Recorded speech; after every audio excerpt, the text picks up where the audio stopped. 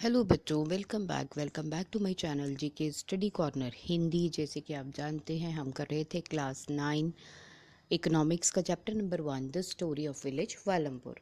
तो अभी तक हम इसमें यहाँ तक कर चुके हैं the capital needed in farming, मतलब हमें जो खेती बाड़ी के लिए पैसे की ज़रूरत होती है वो किसान कहाँ से अरेंज करते हैं। तो आज हम करेंगे sale of surplus farm products, मतलब जो खेती बाड़ी के जब उसमें से खेती करने पर जब उसमें से झाड़ निकलता है, मतलब फार्म प्रोडक्ट्स, मतलब जो खेती बाड़ी के उत्पादन होता है वो जितना किसान को चाहिए उससे एक्स्ट्रा जो होता है उसे सरप्लस कहते हैं, और वो उसका किसान क्या करता है। तो चलिए हम रीडिंग स्टार्ट करते हैं। Let us suppose that the farmers have produced wheat on their land using the three factors of production। मतलब हम ये मानकर चलते हैं, चलिए हम ये मानते हैं कि जो फार्मर है उसने अपने ज़मीन पे गेहूँ उगाई है सिर्फ 3 फैक्टर्स ऑफ प्रोडक्शन को, यानी लैंड, लेबर और कैपिटल को यूज़ करके उसने गेहूँ उगाई है। The wheat is harvested and production is complete. अब यहाँ पे गेहूँ की कटाई हो चुकी है और जो उत्पादन है वो प्रक्रिया ख़त्म है। Now what do the farmers do with the wheat. अब सोचने की बात है कि ये जो गेहूँ उगी है इससे किसान क्या करेगा। They retain a part of the wheat for the family's consumption. वो उसका एक टुकड़ा जो है अपने परिवार की खपत के लिए रखता है। And sell the surplus wheat, और उसके अलावा जो एक्स्ट्रा या बढ़ी हुई गेहूँ होती है उसे वो मार्केट में सेल कर देता है। Small farmers like Savita and Govind's son have little surplus wheat. अभी तक जो हमने एग्जाम्पल पढ़ी सविता और गोविंद की, तो उन लोगों के पास, जो छोटे किसान होते हैं उनके पास एक्स्ट्रा जो गेहूँ होता है वो कम होता है, because the total production is small, क्योंकि उनका जो कुल उत्पादन है वो कम है। And from this substantial and from this a substantial share is kept for their own family needs. और जितना भी उत्पादन होता है उसमें से एक बड़ा हिस्सा वो अपने परिवार की ज़रूरतों के लिए रख लेते हैं। So it is the medium and the large farmers who supply wheat to the market. इसका मतलब है कि जो औसत दर्जे के या बड़े किसान होते हैं केवल वही गेहूँ, एक्स्ट्रा गेहूँ को मार्केट में देते हैं। इन picture 1.1 you can see the bullock cart streaming into the market each carrying loads of wheat. आप यहाँ पे पिक्चर में देखोगे कि बैलगाड़ियाँ जो हैं वो मार्केट तरफ जा रही हैं और हर एक में गेहूं की बोरियां भरकर रखी हैं। The traders at the market buy the wheat and sell it further to the shopkeepers in the towns and cities. मतलब मार्केट में जो बैठे हुए व्यापारी होते हैं वो किसानों से गेहूं खरीद लेते हैं और उसे शहरों में उसे बड़े बड़े शहरों में या कस्बों में रहने वाले दुकानदारों को आगे बेच देते हैं।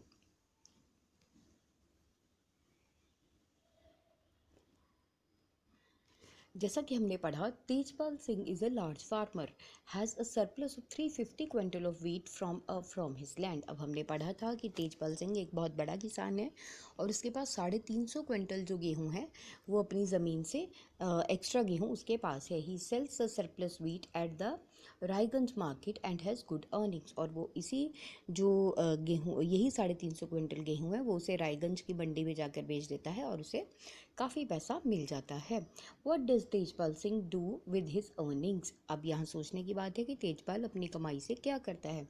Last year Tejpal had put most of the money in his bank account. पिछले साल तेजपाल सिंह ने अपना काफ़ी ज़्यादा पैसा बैंक में डाल दिया था। Later he used the savings for lending to the farmers like Savita who were in need for loan. और इसके बाद उसने इसी पैसे को आगे सविता जैसे छोटे किसानों को इंटरेस्ट पे, मतलब ब्याज पे पैसा देने के लिए इसी पैसे को उसने प्रयोग किया था। He also used the savings to arrange for the working capital of the farming in the next season। इसके अलावा उसने इस बचत में से कुछ पैसे को अगले साल के खेती बाड़ी का सामान लेने के लिए भी प्रयोग किया। This year Tejpal plans to use his earnings to buy another tractor. और इस साल तेजपाल सिंह ने ये सोचा है कि वो अपनी कमाई से एक और ट्रैक्टर खरीद लेगा। Another tractor would increase his fixed capital. तो जैसे ही वो नया ट्रैक्टर खरीदेगा तो इससे उसकी जो फिक्स्ड कैपिटल है वो बढ़ जाएगी। Like Tejpal Singh the other large and medium farmers sell the surplus farm products. तो इसी तरह से तेजपाल सिंह के अलावा बाकी के जो बड़े और मध्यम दर्जे के किसान होते हैं वो भी अपनी जो उत्पादन होता है, जो एक्स्ट्रा उत्पादन होता है खेतों का, उसे वो बेच देते हैं। अ part of earning is saved, और अपनी कमाई का एक हिस्सा वो बचा लेते हैं। And kept for buying the capital for the next season, और उसको वो अगले साल के लिए जो सामान चाहिए होता है उसे खरीदने के लिए लगाते हैं। Thus they are able to arrange for the capital for farming from their own savings. तो इस तरह से वो अपनी ही बचत में से अगले साल की खेती बाड़ी के लिए सामान के लिए पैसे जुटा पाते हैं। Some farmers might also use savings to buy cattle trucks or to set up the shops. और कुछ किसान ऐसे हैं जो अपनी बचत को पशु खरीदने के लिए, ट्रक खरीदने के लिए या फिर दुकानों के लिए प्रयोग में लाते हैं, दुकान खोलने के लिए प्रयोग करते हैं। We shall see these constitute the capital for non farming activities. तो यहाँ से हम देखेंगे कि इस तरह से ये जो चीज़ें हैं जैसे कि पशु हुआ, ट्रक हुआ या दुकान हुई, ये सब नॉन फार्मिंग एक्टिविटीज़ हैं। तो चलिए अब नॉन फार्मिंग एक्टिविटीज़ के बारे में पढ़ते हैं। Non-farming activities in Palampur. We have learned about farming as the main production activity in Palampur. जैसा कि हमने सीखा कि पालमपुर में जो खेती बाड़ी है वही एक मुख्य उत्पादन का काम है। We shall now take a look at some of the non-farming production activities. मतलब इसके अलावा अब यहाँ पे हम नॉन फार्मिंग खेती बाड़ी के बिना जो और काम है उनको बारे में देखते हैं। Only 25% of the people working in Palampur engaged in activities other than agriculture. मतलब अगर हम पालमपुर की बात करें तो केवल 25% लोग हैं जो खेती बाड़ी के अलावा किसी और काम में लगे हुए हैं।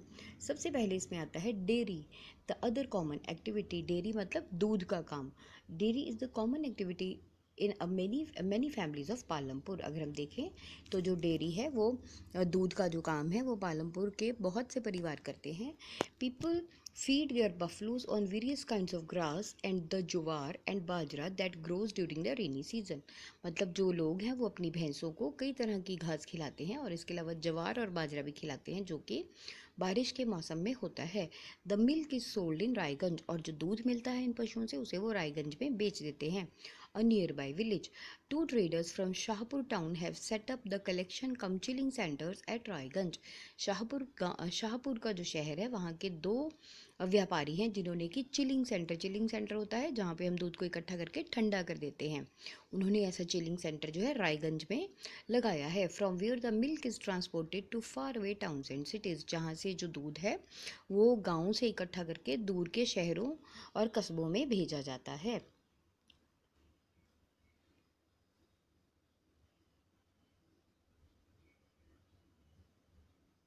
अब यहाँ पे देखिए हमारे पास अगला टॉपिक है an example of small scale manufacturing in Palampur. अगर हम ध्यान से देखें अब यहाँ पे दूसरा काम हमारे पास आता है स्मॉल स्केल मैन्युफैक्चरिंग का। मतलब ये जो किसान है ये छोटे लेवल पे उत्पादन करते हैं, चीज़ों का बनाते हैं उन्हें। At present less than 50 people are engaged in manufacturing in Palampur. अगर हम पालमपुर को देखें तो वहाँ पे 50 से कम जो लोग हैं वो कुछ ना कुछ बनाने में लगे हैं।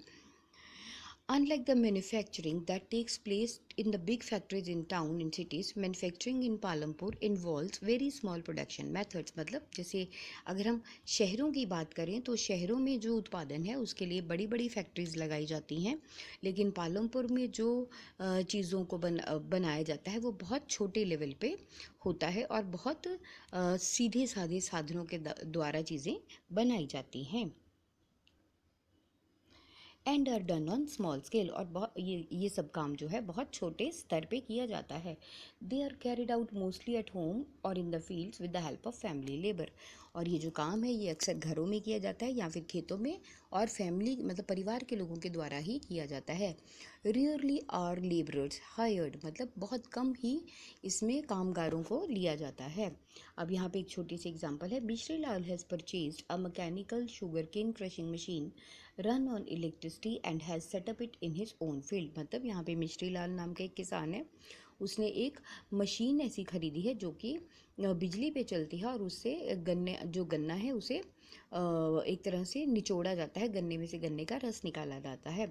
Sugar cane crushing was earlier done with the help of bullocks. पिछले ज़माने में जो गन्ना है उसे उसमें से रस निकालने का जो काम था वो बैलों की सहायता से किया जाता था। But people prefer to do it by machines these days, परंतु आजकल ये सब काम मशीनों से होता है। Mishri Lal also buys sugar sugarcane from other farmers and processes it into jaggery. तो जो यहाँ पे जो मिश्री लाल है वो दूसरे किसानों से भी गन्ना खरीदता है और उससे गुड़ बनाता है. The jaggery is then sold to the traders at Shahpur, और इसी गुड़ बनाए हुए गुड़ को वो शाहपुर में व्यापारियों को बेच देता है. In this process Mishrilal makes a small profit, और ऐसा काम करते हुए मिश्रीलाल कहीं थोड़ा बहुत मुनाफा कमा पाता है.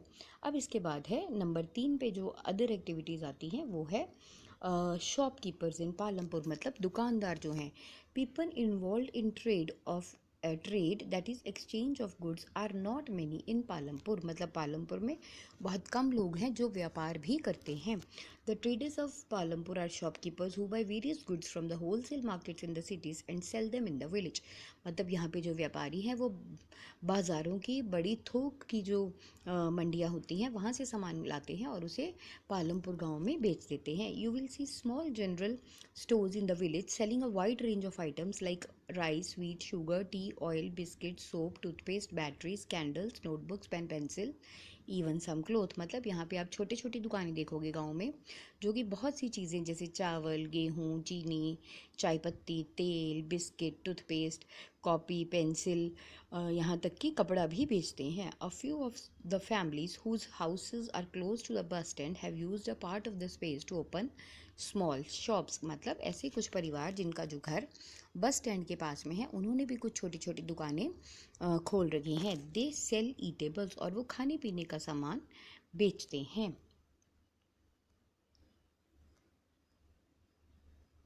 अब यहाँ पे आप देखिए Karim has opened a computer class centre in the village. तो करीम नाम का एक लड़का है जिसने कि कंप्यूटर क्लास का सेंटर खोला है. In recent year the large number of students have been attending the college in Shahpur town. तो अगर हम पिछले सालों में देखें तो बहुत से ऐसे बच्चे हैं जो कि शाहपुर के शहर में कॉलेज में पढ़ने जाते हैं. Karim found that a number of students from the village are also attending computer classes in the town. तो करीम ने ये देखा कि बहुत से ऐसे बच्चे हैं जो कि शहर में कंप्यूटर की क्लासेस लेते हैं, कंप्यूटर सीखते हैं. There were 2 women in the village who had a degree in computer applications. तो गांव में 2 ऐसी औरतें थी जिनके पास कंप्यूटर एप्लीकेशंस की डिग्री थी. He decided to employ them. तो उसने ये सोचा कि वो उन्हें नौकरी पे रखेगा. He bought computers and set up a class in the front room of their house overlooking the market. तो उसने अपने घर का जो आगे वाला कमरा जो कि मार्केट में खुलता है उसमें कंप्यूटर खरीद कर क्लासेस शुरू कर दी. High school students have started attending them in good numbers. तो इस तरह से जो बड़े स्कूल के बच्चे हैं वो भी बहुत अच्छे नंबर में वहाँ से क्लासेस अटेंड करते हैं. अब इसके बाद चौथा काम जो आ रहा है ट्रांसपोर्ट नॉन एग्रीकल्चरल एक्टिविटी में वो है ट्रांसपोर्ट. अब ट्रांसपोर्ट में यातायात के साधनों में क्या है, there are variety of vehicles on the road connecting Palampur to the Raiganj. अगर हम देखें तो ऐसे बहुत से वाहन हैं जो कि पालमपुर और रायगंज तक जाते हैं, जैसे कि रिक्शा वाला हुए, टोंगा वाला हुए, जीप, ट्रैक्टर, ट्रक ड्राइवर्स, ये सब जो लोग हैं. ये इसके अलावा कुछ ऐसे लोग भी हैं जो कि देखा जाए तो बैलगाड़ियाँ भी चलाते हैं या फिर बोगी भी चलाते हैं. They ferry people and goods from one place to another. ये लोग एक जगह से दूसरी जगह लोगों को लेके जाते हैं. And in return get paid for it, और इसके लिए उन्हें पैसे मिलते हैं. The number of people involve in transport has grown over the last several years. तो अगर हम देखें तो इस यातायात के काम में भी पिछले कई सालों में लोग ये काम करने वाले लोग भी बहुत बड़े हैं.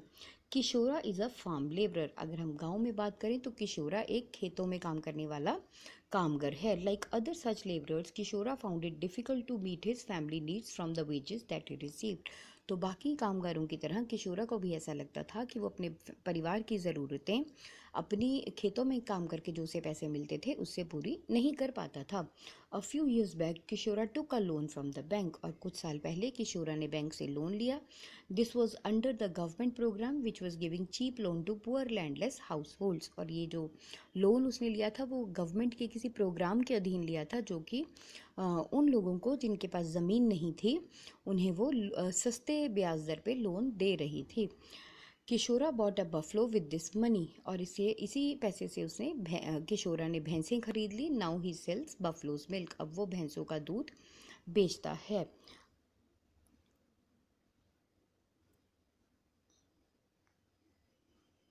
Further he has attached a wooden cart to his buffalo and uses it to transport various items. इसके अलावा उसने एक लकड़ी का जो गड्ढा है वो भी अपनी भैंस के साथ जोड़ लिया है, जिससे कि वो यहाँ से वहाँ कुछ सामान लेके जाने ढोने का काम भी करता है. Once a week he goes to the river Ganga to bring back clay for the potter. इसके अलावा वो हफ्ते में एक बार गंगा नदी तक भी जाता है ताकि वहाँ से वो